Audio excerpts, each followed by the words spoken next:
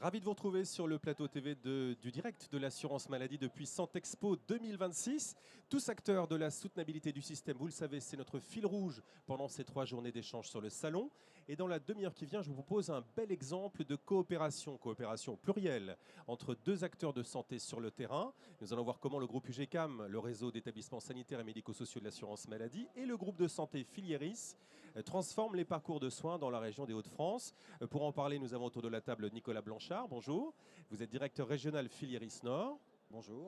Et puis Sébastien Levavasseur, directeur de l'UGCAM des Hauts-de-France. Bonjour. Messieurs, peut-être dites-nous pour commencer, en quoi la collaboration entre Filieris Nord et l'UGCAM des Hauts-de-France renforce la coordination des acteurs de santé dans la région et pourquoi, au fond, c'est une collaboration essentielle pour améliorer les parcours de soins? Alors peut-être avant de répondre à la question, c'est peut-être de rappeler pourquoi on a souhaité travailler ensemble. Alors déjà, c'est parce qu'on partage la même vision du territoire sur lequel on interagit. Filieris, ils le diront, sont très implantés sur le bassin minier. On a également des intérêts, des établissements et services sur le bassin minier. C'est un territoire qui a des besoins de santé importants, qui a des caractéristiques sociales, économiques qui sont particulièrement marquées. Et donc, ça avait du sens au regard des valeurs que nous portons tous les deux, de travailler ensemble au bénéfice des populations de ce territoire.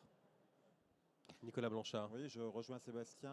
Assurance maladie, sécurité sociale du régime général, sécurité sociale des mines, les mêmes valeurs, la même histoire, la même volonté d'être sur l'accessibilité aux soins, sur l'approche des populations les plus vulnérables, sur des parcours de soins coordonnés, sur de la solidarité, sur de la protection sociale. Nous avons choisi notre partenariat, nous ne l'avons pas subi, nous avons décidé de travailler ensemble pour faire en sorte que nous mutualisons nos moyens, nos forces, en faveur des populations et des territoires sur lesquels nous sommes. Et donc nous avons défini un programme d'action ensemble, en compte tenu de nos spécificités, de nos ancrages sur les territoires, un partenariat pour optimiser nos synergies en faveur des populations les plus vulnérables. Et on s'est dit également qu'on avait un gros enjeu autour de la qualité ressentie des populations, c'est-à-dire le service rendu aux populations, mais également la qualité plus formelle. Nous sommes tous soumis à des régimes de certification qualité, en particulier HAS, et on sait très bien que les parcours de soins et les synergies entre groupes de santé sont déterminants pour atteindre nos objectifs. Alors soyons très concrets pour celles et ceux qui nous regardent. Quels sont les projets qui sont déjà réalisés ou qui sont en cours et qui illustrent justement cette coopération choisie, on l'a compris? La première chose, c'est qu'on a souhaité mieux se connaître en tant qu'acteurs, puisqu'on travaille ensemble, enfin on travaillait à côté. Désormais, on souhaite travailler ensemble. La première étape, ça a été de mieux se connaître en tant déjà qu'institution et puis en tant que personne. Donc on a mis en place un comité de direction commun qui nous permet de travailler sur des thématiques communes. Ça permet à nos collaborateurs dans les différents champs qui sont les leurs d'apprendre à se travailler, à se connaître, à partager des problématiques qui sont des problématiques à la fois spécifiques mais également communes à chacun des 2 acteurs que nous sommes sur le territoire. Et puis, c'est de coordonner des travaux et des projets communs. Et donc, nous avons établi une liste de travail commune pour l'année 2026, l'année 2027. Nous allons engager des réflexions autour d'un certain nombre de sujets d'intérêt à la fois général pour les personnes que nous servons, mais aussi pour nos collaborateurs.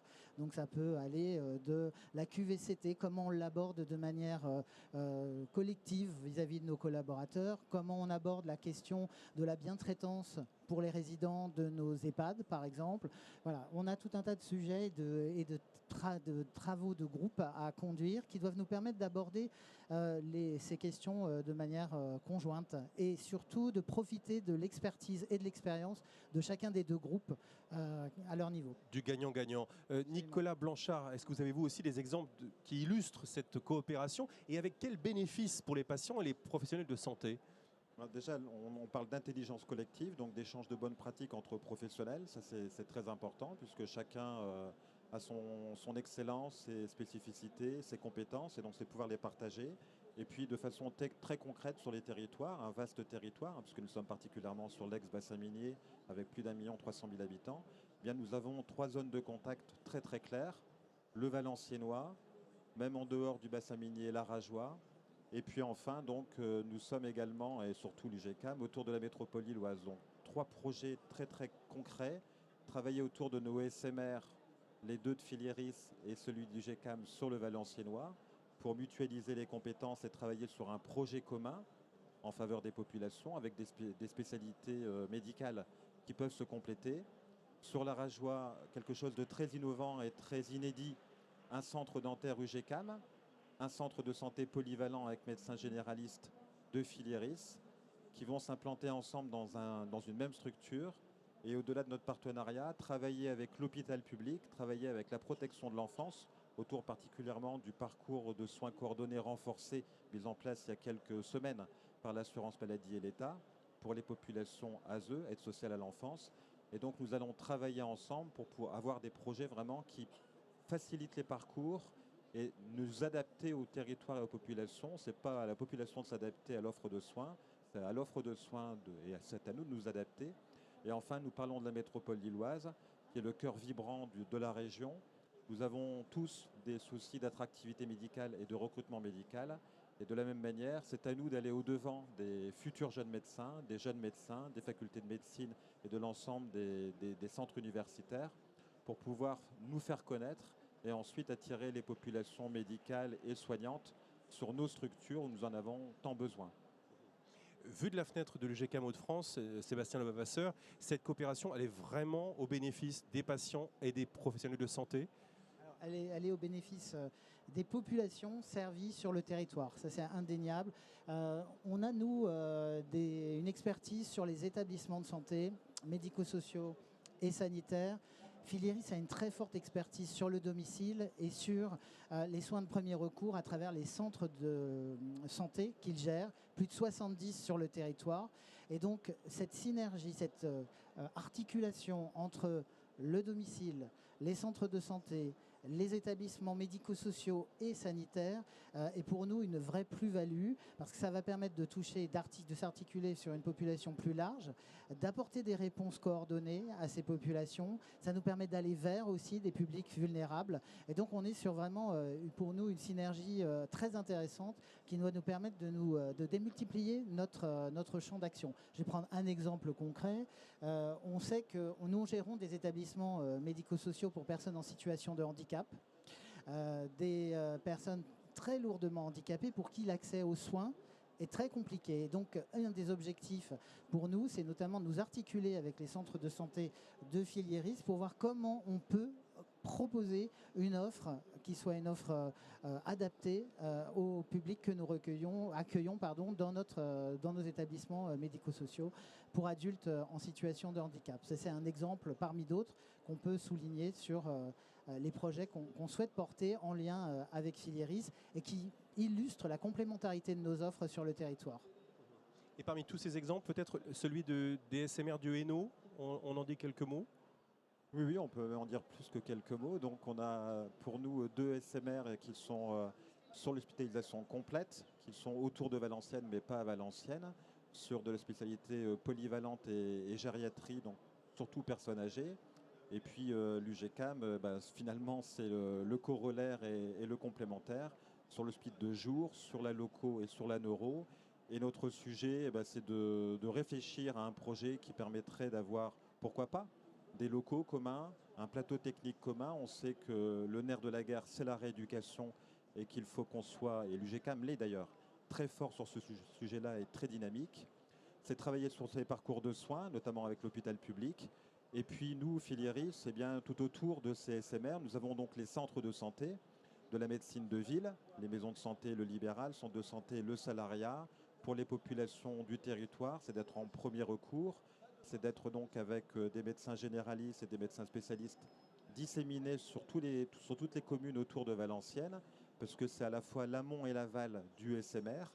Et puis de la même manière, donc, nous avons le domicile, le SAD, service autonomie à domicile, qui permettent notamment d'accompagner les patients de l'UGCAM et de Filieris après le séjour en SMR et de travailler sur le maintien au domicile, qui est quand même l'enjeu d'aujourd'hui et surtout de demain, de faire en sorte que nos populations vieillissent et vieillissent bien en proximité, dans leur domicile. Donc vous voyez qu'il y a une forme de continuum qui est en train de s'installer. Et lorsque je disais que nous avons choisi de travailler avec l'UGCAM et réciproquement, C'est dans le cadre d'une stratégie régionale qui a été réfléchie notamment avec l'Agence régionale de santé et l'ERBM pour notre compte sur l'ancien bassin minier, l'engagement pour le renouveau du bassin minier. C'est de faire en sorte que nous ayons des coopérations gagnant-gagnant, mais qui, au-delà, je dirais, du fun et de la sympathie de se voir, ont une vraie utilité, ont une vraie plus-value pour les populations. Et là, nous en sommes convaincus, il y a des enjeux vraiment de cliquer qui pourront donc permettre d'avoir une meilleure prise en charge des populations, de mieux repérer les populations qui ont besoin, les patients qui ont besoin de SMR, qui ont besoin d'autonomie, qui ont besoin de soins de premier recours, et de les accompagner sur le long cours. Et finalement, pour nos professionnels de santé, c'est exactement ça qu'ils attendent. Nous recrutons mieux et nous fidélisons mieux lorsque nous avons un écosystème de santé qui est solide et qui a du sens. Je peux rajouter un point. Tout à l'heure, vous parliez de la soutenabilité. Là, on est en plein dedans, puisqu'en fait, on a aujourd'hui 3 établissements sur un territoire ramassé, des établissements qui ont un besoin de renouveau en termes d'immobilier, d'investissement.